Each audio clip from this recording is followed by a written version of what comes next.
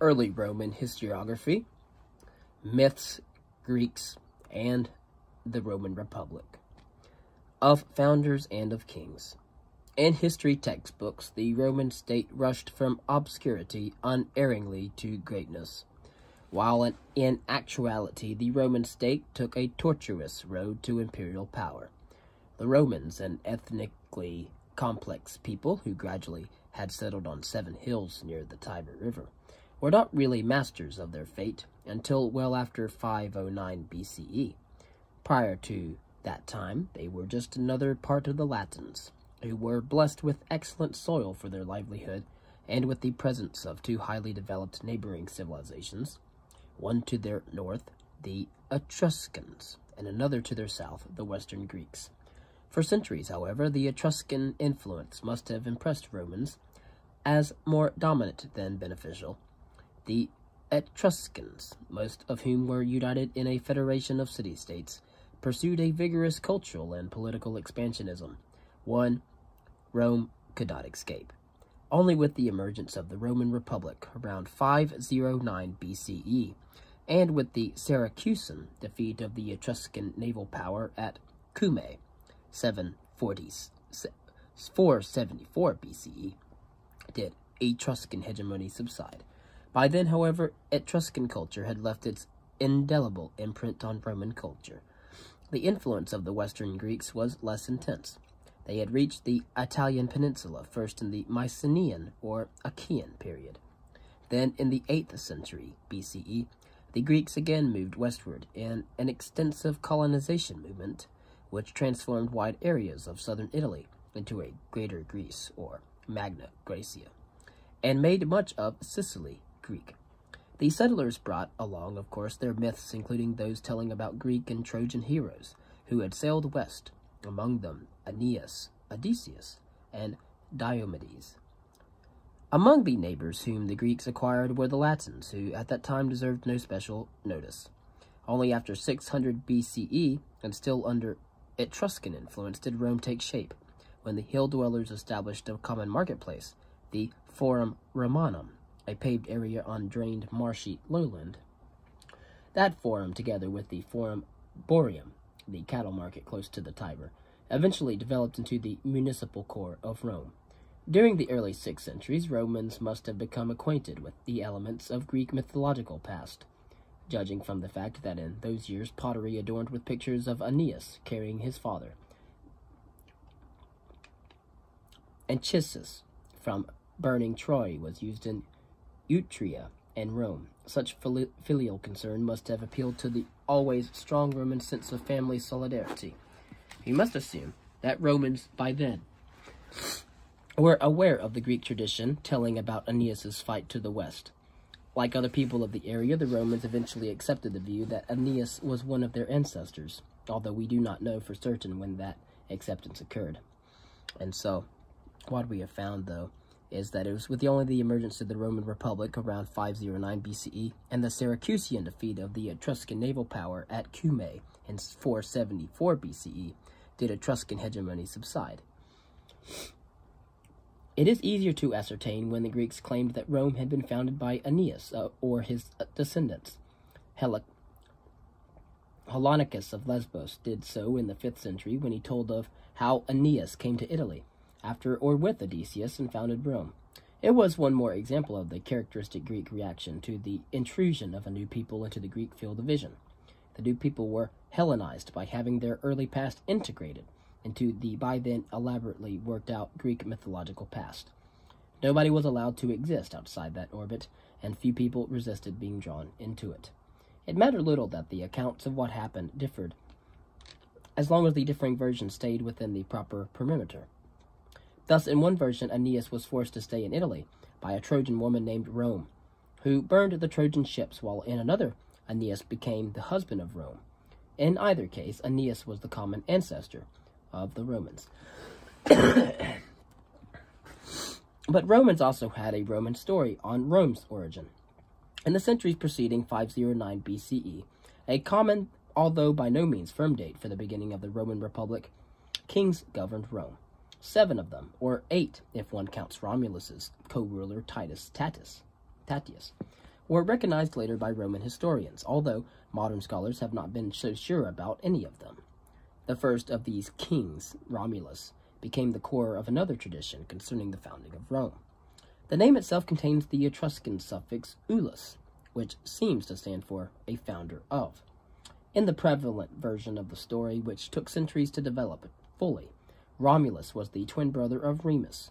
The boys resulted from the rape of the Vestal Virgin, Rhea Silvia, by the god Mars.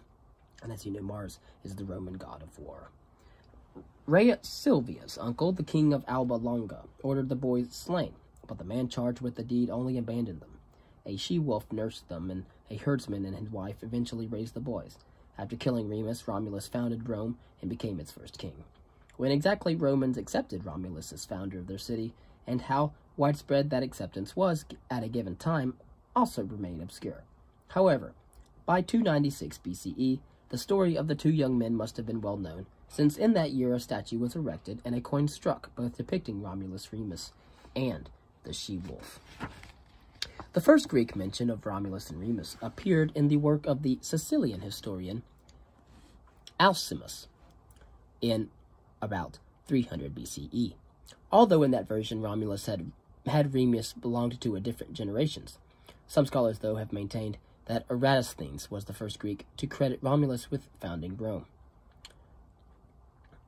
Of course, we see the Republic born after the fall of Tarquin Superbus, the proud tyrant. The basic Roman social units was the gens, the familia, which were exemplus standard for current conduct. In the Roman sense, traces of the past beyond the legends. The Roman Republic came about, so tradition has it, when the series of 7 kings ended with the fall from power of Tarquinius Superbus, the Proud. The event, usually dated as happening in 509 BCE, was the subject of an early historiographical reference to Roman history. A historian, some have suggested, Hypericus, wrote about the life of Aristodemus, who, as a ruler of the city of Cumae, around 504 to 480, wished to diminish Etruscan influence, and, to that end, interfered in the struggle of Rome against the Tarquini, a fact mentioned in Hypericus's record. The Roman sense for history, the strong Greek influence notwithstanding, was rooted in the basic social units, the gens and the familia.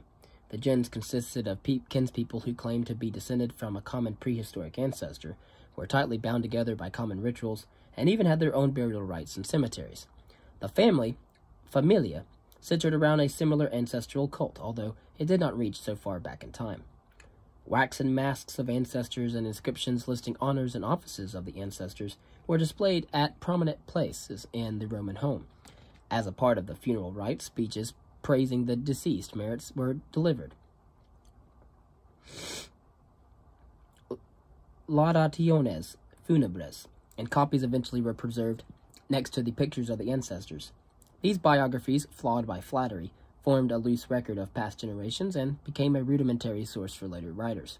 For the individual Roman, the past and the present were joined through the memories and records of the gens and of the family, sources that inspired piety and offered historical exempla as standards for current conduct. The Greeks had used the sequence of generations as a means of creating a rudimentary chronology, but the Romans did not do so. For centuries, Romans were content with a record of the past whose segments were uncoordinated. They did develop a calendar, however, which according to tradition received its lasting shape through the reforming work of the second king, Numa Pompilius. It was essentially a lunar calendar with solar rectifications. Romans used it to make sure that sacrifices, religious rituals, and gathering of assemblies and other activities were all executed at the proper time. But the early Romans, who tried to be accurate about measuring time within the year, have left us few traces of their systems for the counting of years. We only know of the pounding of nails into the cellate wall of the Capitoline Hill temple, or Minerva's room, presumably for counting the years, and of a method to reckon years according to the year of the Rex Sacrorum, which was a senatorial priesthood for patricians. Rex Sacrorum is also a phrase that means king of the sacred. The keepers and compilers of past records were the Roman priests, all of whom belonged to specific priestly groups, one each for the sacred dimensions of agriculture, processions, ceremonial public meals, and auspices. The pontifices who supervised these group of priests were subject to the Pontifex Maximus. That supreme priest compiled the master list of those days on which sacred law permitted business and court transactions to take place, implying, of course, the forbidden days. How far back these records went, we do not know. But by 304 BCE, the records written on wooden tablets were exhibited in the Regia, once supposedly the palace of King Numa Pompilius, later the residence of the Pontifex Maximus.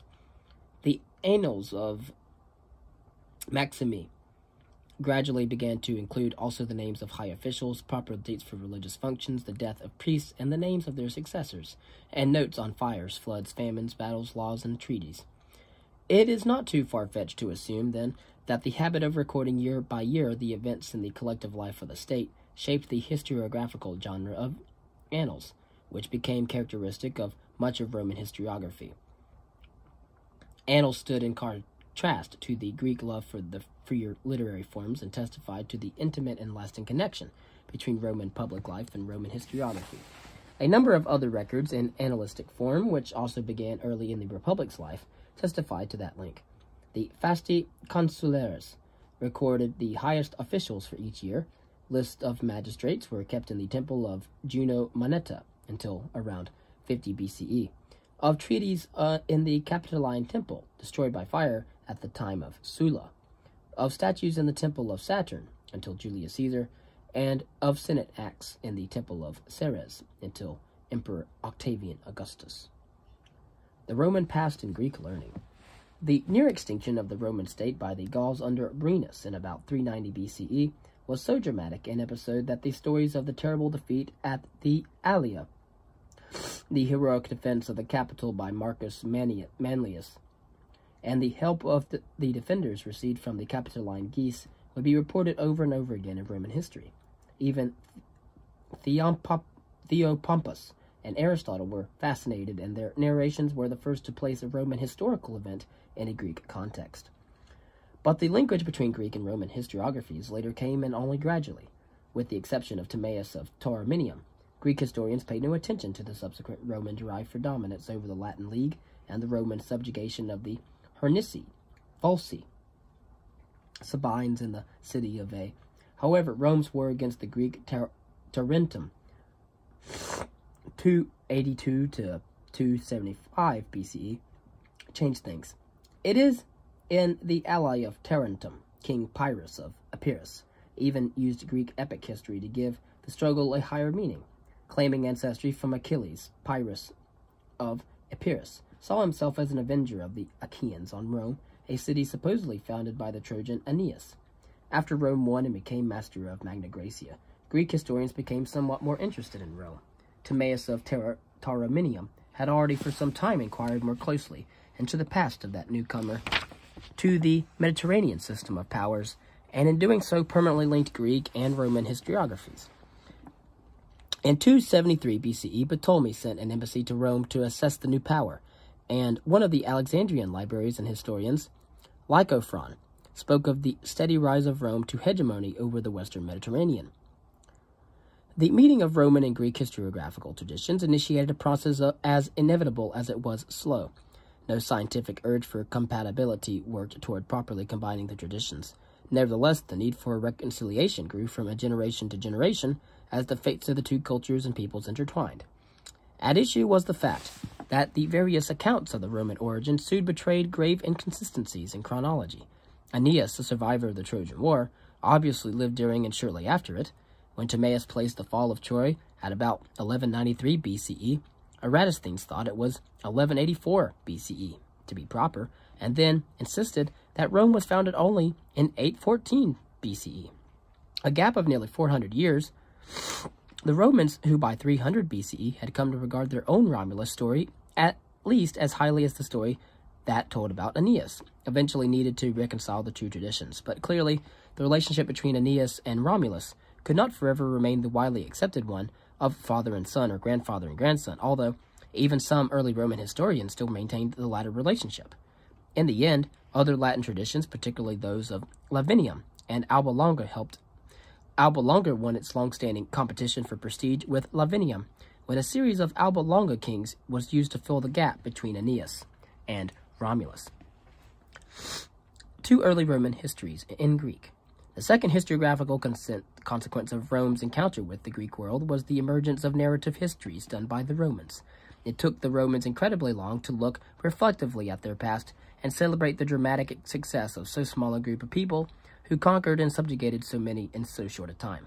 By 272 BCE, Rome had become the mistress of central and southern Italy.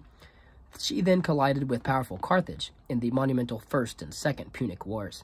These jarring collective experiences finally produced some Roman historians.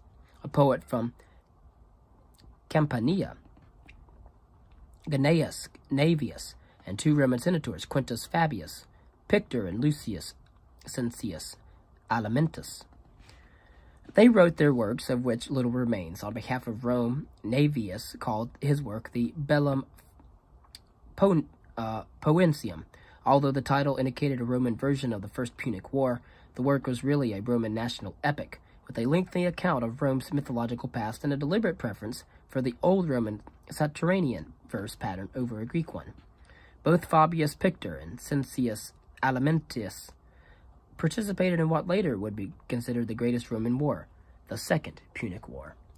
The catastrophic defeat at Cannae in 216 BCE made Cincius a prisoner of war and sent Fabius Pictor on behalf of the Senate to the oracle at Delphi for advice on what Rome should do. On that trip, Fabius undoubtedly experienced the cross-currents in Greek public opinion on Rome and Carthage, and also the role of historiography in shaping that opinion. The Carthaginians of North Africa had found historians defending their case, such as Philenius of Acragas, who had pointed out the general lack of justice in the Roman cause. Had the Romans not broken a treaty with Carthage when they had crossed over to Sicily in the first place? On the other hand, though, the highly respected and widely known Timaeus of Tauromenium had been more sympathetic to the Roman side. The wish to gain sympathy for Rome in the Hellenistic world certainly was one of the motives that led Fabius Pictor and Cincius Alimentus to write their Roman histories in Greek. That Roman prose lingered at too undeveloped a stage, as some argued that may have the decision to write Greek easier, but could hardly have been the main motive. Enough samples of the old Roman oratory survive to show that Roman prose was not altogether that primitive. So only fragments, not even the title, remain of Fabius Pictor's work, which all by indicates that it was superior to that of his fellow senator. He wrote about the past in a year-by-year account, analytically, which explains Cicero's reference to it as the Greek Annals, Graeci Annales. They, it may be safely stated, gave a continuous account from mythological time to the present. The work also seems to have carried other marks of future Roman historiography. But a reflection on the past was linked to moral judgments, a keen interest in the early Roman past, an emphasis on the Senate as the central institution for the destiny of Rome, and the tendency to enhance the status of one's family. But most important, by the early 2nd century BCE, Romans had available, albeit only in Greek, a unified view of their past. Greco-Roman history writing, triumph, and a Latin response. When the pioneers Fabius Pictor and Cincius Alimentus wrote their works in Greek, they acknowledged the power of Greek culture. So great was that power that much of early Roman historiography could be more accurately called Greco-Roman. In historiography, the Greek influence flowed easily through the conduits of Timaeus and Philinus of Agrigentum, both of who had written about the past of the Mediterranean area, and therefore held a special interest for the Romans. The Greco-Roman historians, in the narrow sense of the term, namely those who wrote Roman history in Greek, were of second rank compared to Fabius Pictor and Cincius Alimentus. The exception, though, was Polybius, a native of Megapolis, who became the greatest of the Greco-Roman historians. His lifetime, from around 200 BCE to around 118 BCE, spanned the period in which Rome reduced her strongest competitor in the western Mediterranean, Carthage, to insignificance and turned east to conquer large segments of the Hellenistic world in wars against Philip V of Macedonia, Antiochus III of Pergamum, the Seleucid Empire, and Perseus of Macedonia. After Perseus' defeat at Pydna in 168 BCE, 1,000 prominent men of the Achaean League, among them Polybius, were brought as hostages to Italy. Until 150 BCE, when the hostages were released safe enough by then, as Cato the Elder quipped, to be entrusted to the Greek undertakers, most of them wasted away in provincial Italy. Polybius escaped that fate because Lucius Aemilius Paulus, the victor of Pydna, made it possible for Polybius to stay in Rome, first as tutor and then as friend of Publius Cornelius Scipio Aemilianus.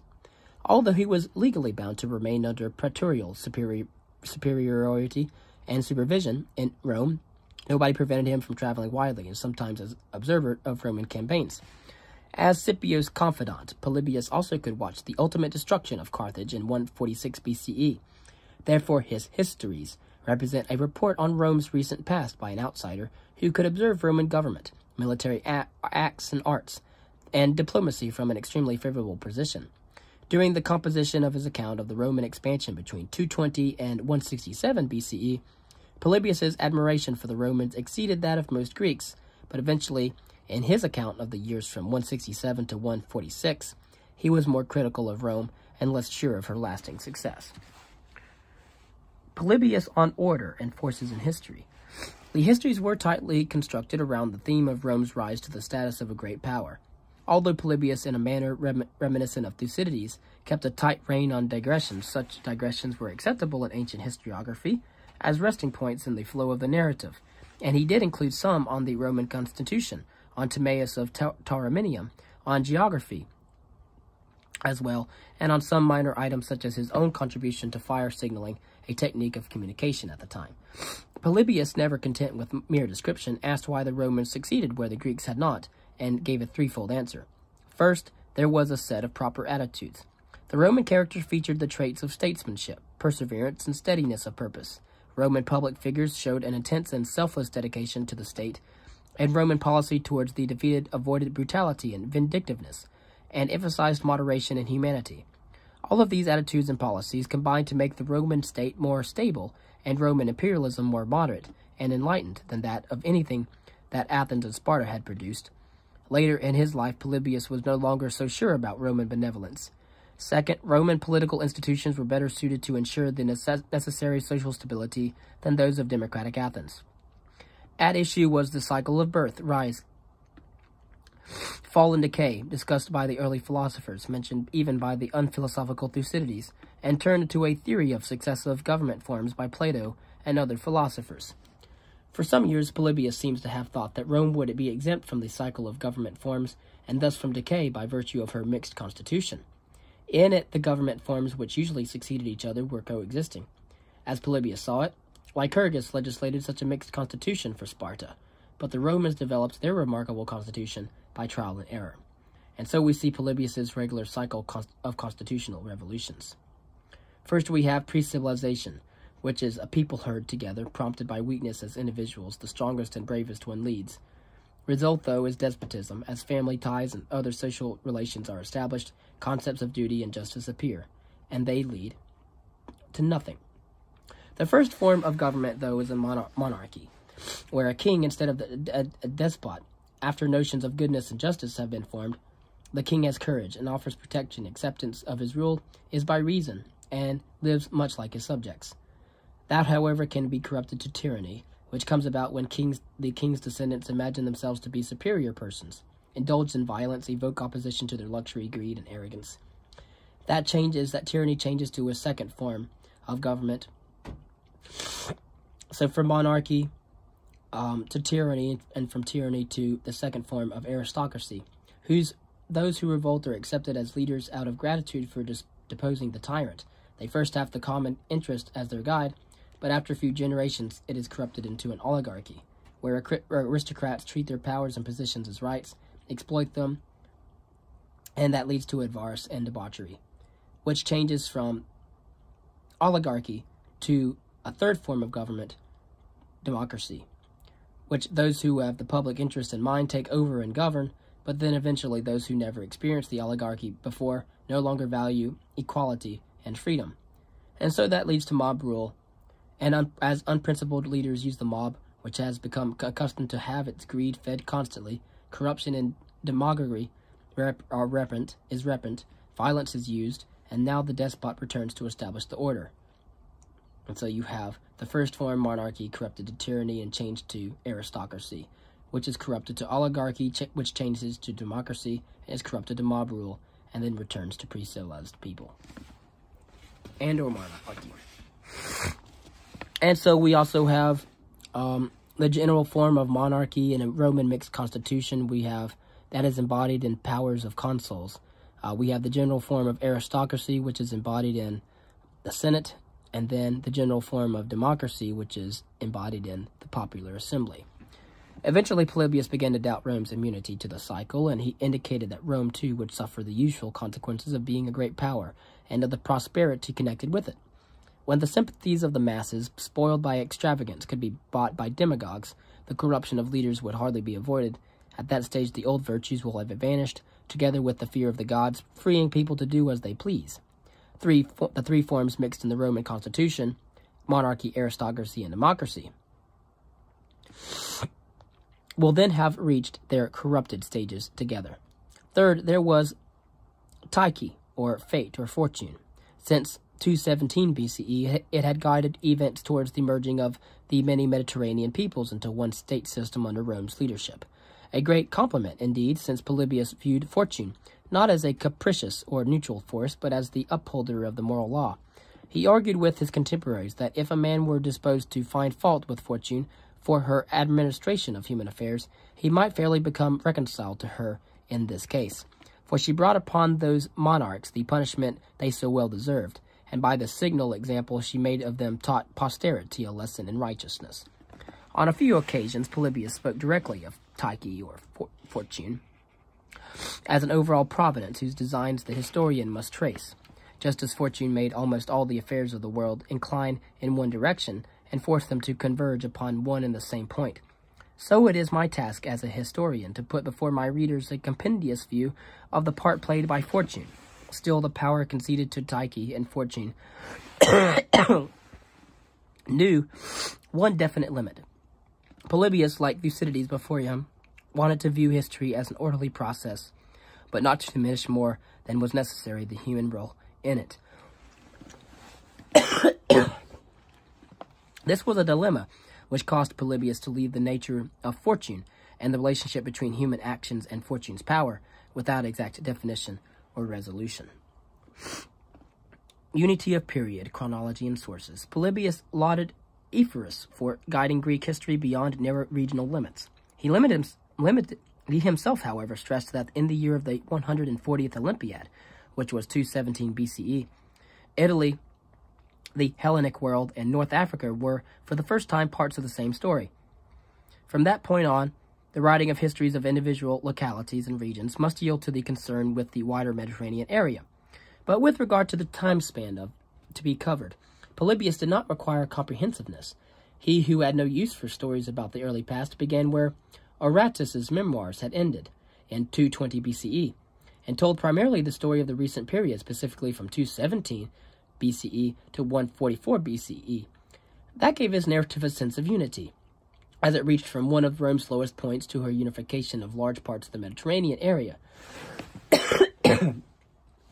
He further enhanced the unity of his narrative when he used consistently the chronological system of Olympiad years, following in this case Timaeus' lead.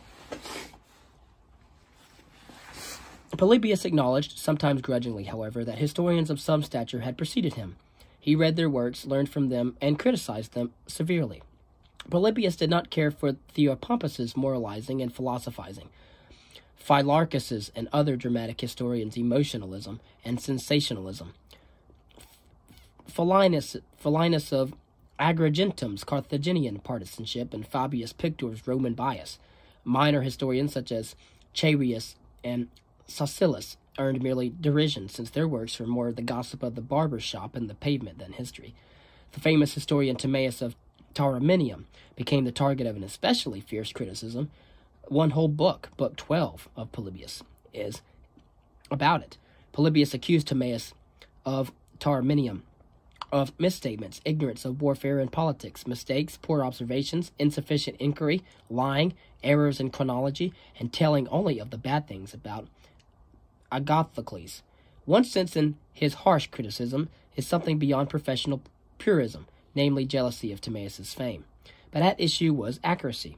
Even ancient historians who wrote contemporary history often covered periods longer than their lifespans, and an area wider than their own. So they encountered the issues of sources. Polybius thought that the most reliable accounts came from eyewitnesses, or at least from those with appropriate personal experiences. One cannot tell whether he used documentary sources at all. As an exile, he lacked for many years access to Greek depositories, and one doubts that as a man who wrote in Greek and knew even contemporary Latin poorly, he mastered the Roman records written in Old Latin. His knowledge probably came from his personal contacts in the worlds of Greece and Rome. In addition, he also inspected the locations of some historical events. In one instance, he attempted to retrace Hannibal's crossing of the Alps. All in all, Polybius held to a number of well-considered methodological principles, although he wrote no books on historical methods. On the purpose of history, Polybius angrily rejected history written for entertainment, in the manner of Durus of Samos and Philarchus, or for the satisfaction of antiquarian or local curiosities. History must teach about life, Polybius thought. On occasion, that might mean to console individuals whose fate has struck a blow, since the most instructive, or rather the only method of learning to bear with dignity the vicissitudes of fortune, is to recall the catastrophes of others. And that is a quote from Polybius. However, history must above all teach lessons to those active in public life, who can then apply the lessons to the present reality. Proper history was pragmatic history, which had a political and military focus, tried to demonstrate causes, and concerned itself with the state and its welfare. Ironically, in this regard, Polybius had most likely no direct effect on his contemporaries. We have to assume that few Romans were reached by a work written in Greek, and few Greeks really cared enough for Roman history to read Polybius's work. Those who did were surely hesitant to accept their compatriots' urgings to submit to Rome because Fortune herself had chosen Rome to rule. The histories impressed above all a small intellectual elite in Rome and the historians of subsequent generations, particularly Livy. As you know, Livy also spoke Greek, and therefore he was able to read Polybius's history of Rome. Roman history in Latin. Between 200 and 146 BCE, a fundamental transformation changed the whole context of Roman life as the Romans moved relentlessly toward the domination of large areas of the Mediterranean world. Power and wealth accrued to the Romans with grave consequences for their society. Of most immediate import was the encounter with Greek culture, which in most aspects, including literature, philosophy, and historiography, proved to be more sophisticated than Roman culture. But the influx of Greek goods, ideas, and attitudes also produced a greater awareness of the distinctive Roman culture. For quite a few Romans, pride in things Roman turned to the encounter with Greek culture, and a confrontation ensued, one not systematic or altogether hostile, but nevertheless competitive and evoking passions. As a result, Roman traditionalists would soon turn to the works of Roman historians who emerged from the generation of the Second Punic War and shared an immense pride in everything Roman. One was a poet, Quintus Ennius of Rudiae, and another public figure, Marcus Porcius Cato. Ennius came from Rudiae in Calabria, an area steeped in Greek culture, and for it himself was called a half-Greek. But Ennius used his Greek learning to shape Roman history into a Latin epic. His two spiritual homes showed in the verse from the form he used, hexameters, and the title he gave his work, Annals. And in telling about the Roman past from the origin to 171 BCE, Ennius affirmed all things Roman without rejecting all things Greek. Marcus Porcius Cato's origins were written in prose and lacked any dramatic unity, dealing as they did with a disparate set of topics such as statesmanship, wars, political events, and the fat Cisalpine sows and horse breeding. It had nevertheless a central theme, namely the gradual building of the Roman tradition and state, which Cato viewed in a perspective reaching beyond the city of Rome.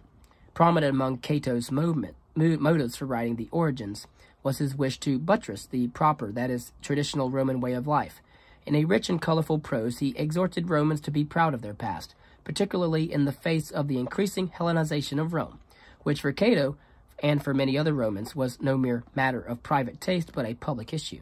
Cato pointed out how Roman soldiers had defeated all opposition in Magna Graecia, Sicily, and Greece proper, but had imported Rome's own conqueror, Greek culture, when they brought back Greek books, scholars, tutors for their children, slaves, furniture, and clothing. Domination of so wide an area also increased Rome's wealth, and Roman life changed visibly in the direction of comfort, leisure, ease, and individualism. The price was paid for a weakening of the collective spirit and of tradition. It is not surprising that Hellenization shared in the blame for the vanishing of the old Rome. In 161 BCE, Greek philosophers and rhetoricians were driven from Rome, and in 155 BCE, an Athenian delegation was forced to cut short its stay in Rome because of its members. 3 philosophers offended many Romans by their attitudes and ideas. Cato was the ablest spokesman for those who sensed a danger to Rome's traditions, particularly to the Roman sense of civic duty and to the military spirit. From excessive wealth and from an overly eager acceptance of Greek models in life and thought, an attitude which came easily to Cato, the provincial from Tusculum, who throughout his life remained a simple traditional outlook and an austere way of life. Accordingly, as senator, he tried to curb Rome's involvement in the East because of its tendency to increase Greek influence on Rome even further. He urged Romans instead to finish the old war against Carthage.